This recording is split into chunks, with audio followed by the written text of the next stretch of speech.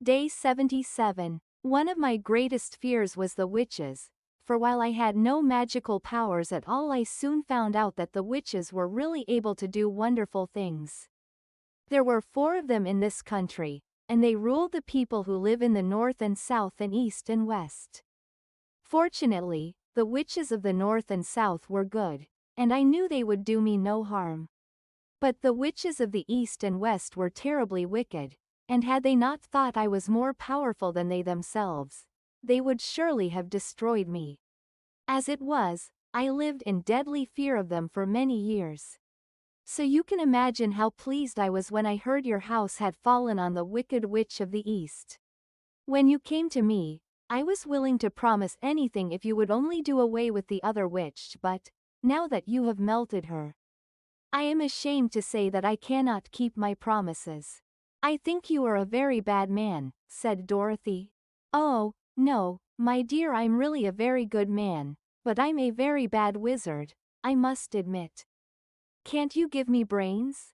Asked the Scarecrow. You don't need them. You are learning something every day. A baby has brains, but it doesn't know much. Experience is the only thing that brings knowledge, and the longer you are on Earth, the more experience you are sure to get. That may all be true, said the Scarecrow, but I shall be very unhappy unless you give me brains. The false wizard looked at him carefully.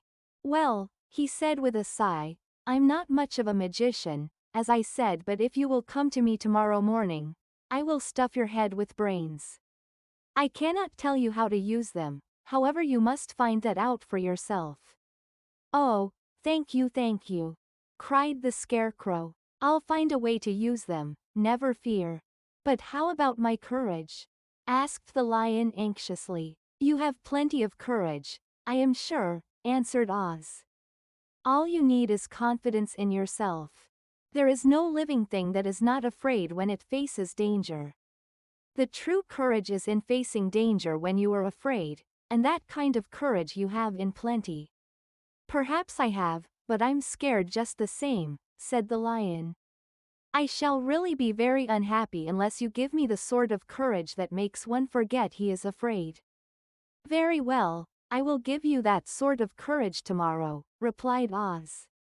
How about my heart? Asked the Tin Woodman. Why, as for that, answered Oz, I think you are wrong to want a heart.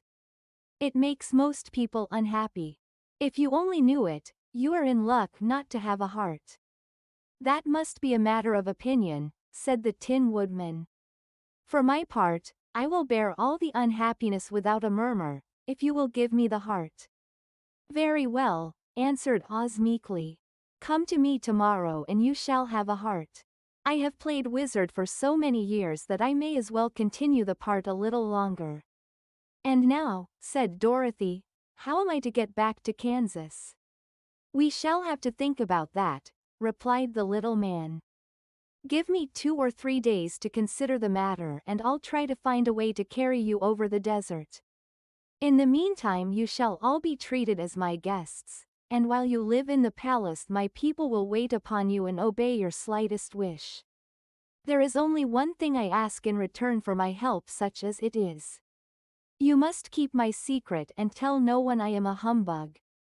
They agreed to say nothing of what they had learned, and went back to their rooms in high spirits. Even Dorothy had hoped that the great and terrible humbug, as she called him, would find a way to send her back to Kansas, and if he did she was willing to forgive him everything.